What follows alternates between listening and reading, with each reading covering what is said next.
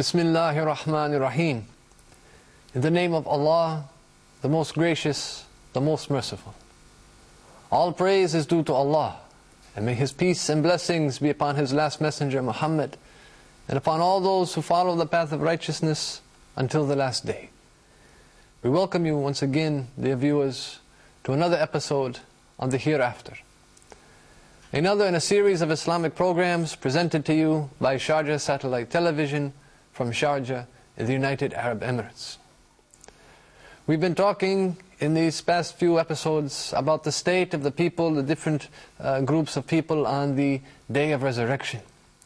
And last time we were talking about the state or the condition of those people who strive to meet their brothers' needs, who make efforts to take care of the needs of their brothers. We mentioned, one of the hadith we mentioned is a hadith found in Bukhari, narrated by Abdullah ibn Umar, that the Messenger of Allah, may God's peace and blessings be upon him, said, "The Muslim is the brother of his fellow Muslim. He should not mistreat him or let him down. Whoever meets the needs of his brother, Allah will meet his needs. And whoever relieves a Muslim of some distress, Allah will relieve him of some of the distress of the Day of Resurrection. And whoever conceals the faults of a Muslim, Allah will conceal him his faults in this world and in the hereafter." So this is one of the rewards that a person, it will benefit the people on the Day of Resurrection. As we were mentioning, the Day of Resurrection is a very difficult day. It's 50,000 years long.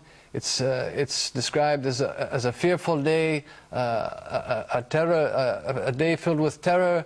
There's much going on, but there are certain groups of people who will be safe on that day. We mentioned earlier about the people who will be under the shade of the throne of Allah subhanahu wa ta'ala. And we're mentioning now some other groups of people and the rewards and how Allah will help them on the Day of Resurrection. So by meeting the needs of your brother in this world, and taking care of their needs and helping them, then Allah will meet that person's needs on the Day of Resurrection. And relieving your Muslim brother or sister of some form of distress, Allah will remove from you some of the distress of the Day of Resurrection. And as we mentioned, covering or hiding the faults of our Muslim brothers and sisters, then Allah will conceal us some of our faults, both in this life and in the hereafter. So these are some of the benefits, some of the rewards for striving to meet and to take care of the needs of our brothers. Also, similar to this are those people who show leniency to those who are in difficulty. Those who are showing leniency, who are being easygoing with people who are in some form of difficulty.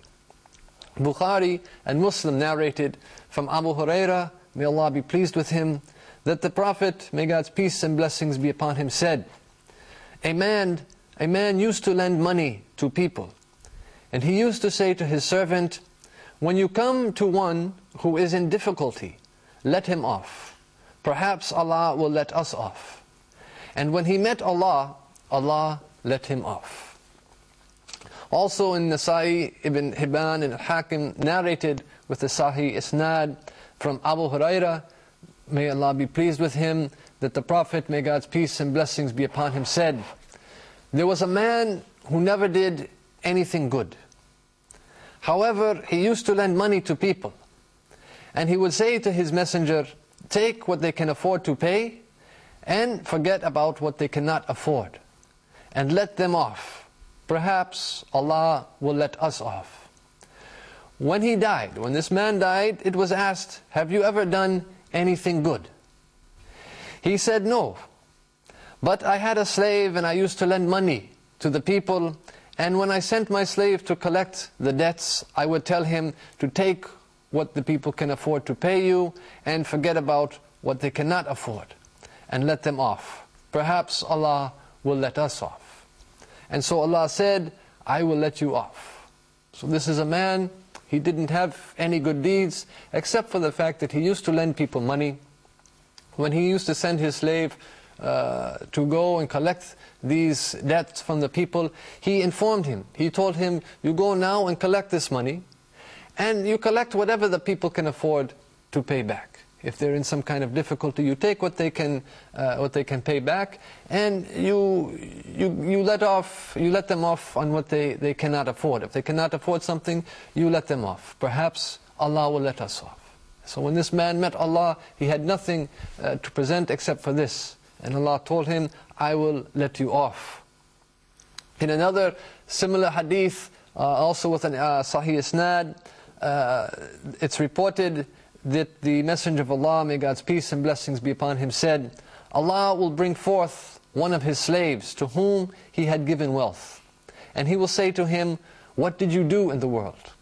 He will say, I did not do anything, O Allah, but you gave me wealth, and I used to engage in trade with people. One of the ways in which I treated the people was that I would be easygoing with those who could afford it, and I would postpone payment for those who were in difficulty. Allah will say, I should be more tolerant than you, so let my slave off. So these are some of the hadith describing the conditions of the people who showed leniency, who were easygoing on those people who were in difficulty. By doing so, then Allah will show that person leniency on the Day of Judgment, on a day when everybody would be in need of Allah's leniency. Everybody will be in the need of Allah's protection, of Allah's mercy, of Allah's kindness. Everybody is in need to a great extent. So by doing seemingly small efforts, small deeds in this life, something like helping your brother, going easy on someone who's in difficulty, trying to remove some distress, sometimes it's a very simple thing. It requires sometimes no effort whatsoever. Yet Allah will give it this great reward on the Day of Judgment, on the Day of Resurrection, when the people will be in most need. So we have to keep these things in mind when we're dealing with the people, that the way that we deal with people, this will affect our akhirah. This will affect our condition on the Day of Judgment. Allah is telling us in this hadith how He will be lenient on the people, how He will forgive the people, He will shade the people who are doing these deeds, who are helping the people.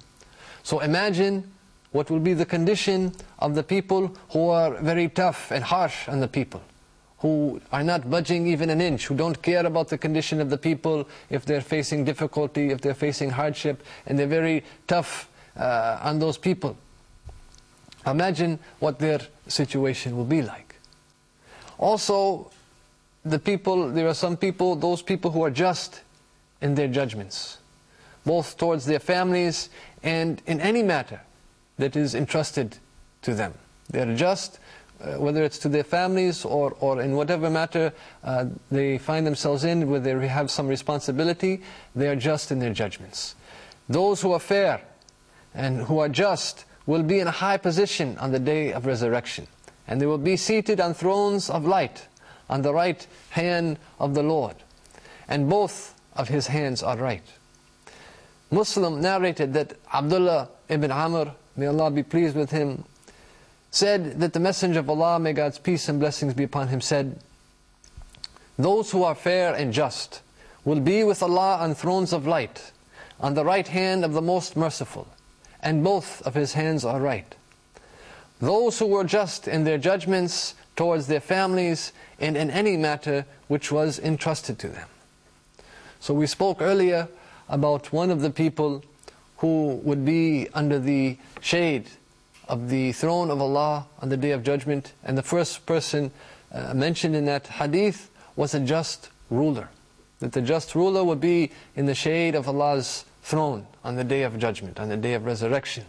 And now also those people who were fair and just, not just the rulers or the leaders, but each and every one of us who are fair and just in our judgments, in our responsibilities with our families, and in any matter that has been entrusted to us. whether it's in our jobs, in our businesses, in our day-to-day dealings with the people, whatever situation we find ourselves in.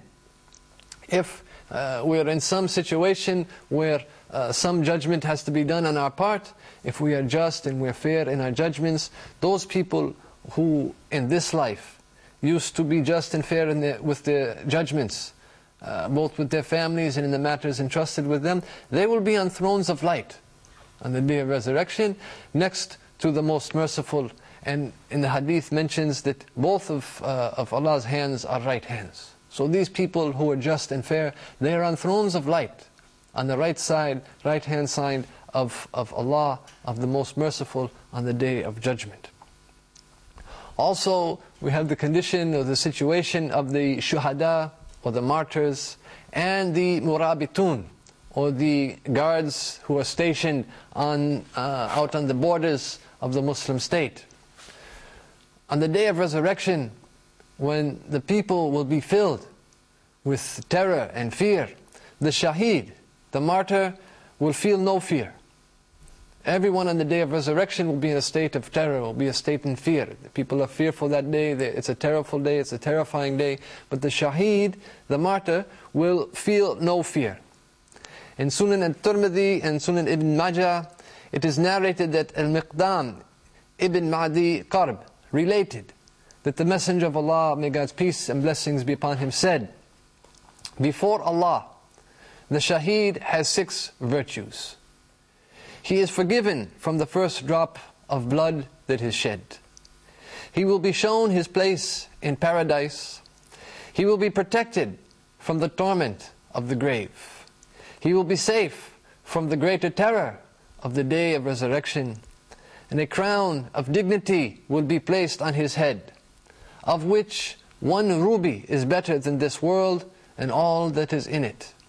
He will be married to 72 of the Hur al-Ain, and he will intercede for 70 of his relatives. And so the main point of this hadith that we're interested in this section is that the shaheed, the martyr, will be safe from the greater terror. He will be safe from the terror of the day of resurrection. That on that day, a day that is filled with terror, the shaheed will be safe from the greater terror, which is the terror of the day of resurrection. And similar to the shaheed is the murabbit, or the person who guards the borders of Islam for the sake of Allah. If this person dies while he is guarding the borders of Islam, Allah will keep him safe from the greater terror. Allah will keep him safe from the terror of the day of resurrection. At-Tabarani narrated with a Sahih Isnad from Abu Darda that the Prophet, may God's peace and blessings be upon him, said, guarding the borders of Islam for a day is better than fasting for a lifetime. Whoever dies guarding the borders of Islam for the sake of Allah will be kept safe from the greater terror. His provision and his breeze will be brought from paradise, and the reward of the murabbit will continue until Allah resurrects him. So, one of the ways in which Allah will honor the shaheed on the day of resurrection will be that He will raise him with his wounds flowing with blood. When the shaheed is raised, he is raised and his wounds, the blood is flowing from his wounds as fresh as it was on the day that he was killed in the battlefield. And the color of the blood will be of blood. The blood will be the color of blood, but its smell will be like musk. So these wounds are there and they're bleeding, and it's the color of blood, it's looking like blood, but the smell of it is like musk. Bukhari narrated from Abu Hurairah, may Allah be pleased with him, that the Messenger of Allah, may God's peace and blessings be upon him, said, by the one in whose hand is my soul, no one is wounded for the sake of Allah, and Allah knows best who is wounded for His sake. But he will come out on the day of resurrection with his wounds flowing like blood, flowing with blood. The color will be of blood, but the smell will be of musk. Also, Tirmidhi Nasa'i and Abu Dawood, narrated with a Sahih Isnad from Mu'adh ibn Jabal, that he heard the Messenger of Allah, may God's peace and blessings be upon him, say, "Whoever fights for the sake of Allah, even for the interval between two milkings of a camel, will be entitled to paradise. And whoever is wounded or injured for the sake of Allah, the injury will appear on the day of resurrection, bleeding profusely, the color of saffron and with the fragrance of musk." So this is the situation of the martyr and the murabbat on the day of resurrection. This is the honor which they will receive. Also, another of the groups of people, their situation on the day of resurrection is the people who control their anger. This is very important in these days and times that we are in, as it was important in the time of the Prophet, may God's peace and blessings be upon him. Something, it seems very minor, but it is something very important. And so those people who control their anger, because there are many difficult situations in which a person is subjected to, and he's subjected to some kind of annoyance or something that is upsetting or disturbing to him. There are many situations, and it could be caused by a relative, it could be caused by a co-worker, by a family, a friend, anything, anybody who you come in contact with, who you're dealing with from day to day. Undoubtedly, the annoyance, whether it is something that we hear or something that we see or something that we feel, is something that causes us pain in our hearts. It is upsetting to us, and it causes some kind of discomfort in our hearts, it causes some pain in our hearts, and it provokes all kinds of feelings that may motivate us to confront the situation and to confront it openly, in an open manner.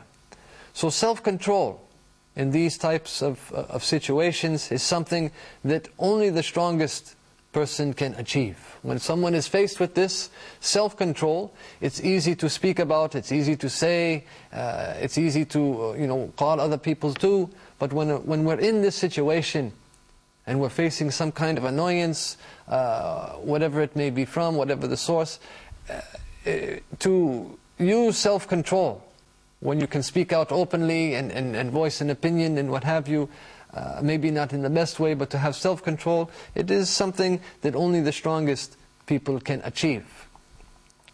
Islam considers controlling controlling of one's anger as a noble Islamic characteristic, for which a person deserves to be honored with paradise as wide as the heavens and the earth. This is the value which Islam places on controlling one's anger. That it is a very noble Islamic characteristic. And the reward for it is nothing less than paradise, which is as wide as the heavens and the earth.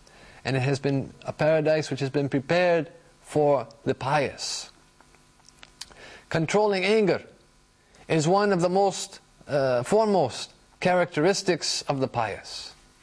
Allah tells us in the Quran, "And march forth in the way which leads to forgiveness from your Lord, and for paradise as wide as the heavens and the earth, prepared for al-muttaqun, prepared for the pious, those who spend in Allah's cause, in prosperity and in adversity, who repress anger, and who pardon men. Verily, Allah loves the good doers." This is from Quran, from chapter 3, verses 133 and 134. So one of the people mentioned here are the ones who suppress anger. Those are counted among the pious, and theirs will be a paradise as wide as the heavens and the earth. With that, dear viewers, we'd like to end for this episode. We hope that you've enjoyed it, and hope that you will continue to join us in the future. Until the next time, we bid you all farewell. Assalamu alaikum wa rahmatullahi wa barakatuh.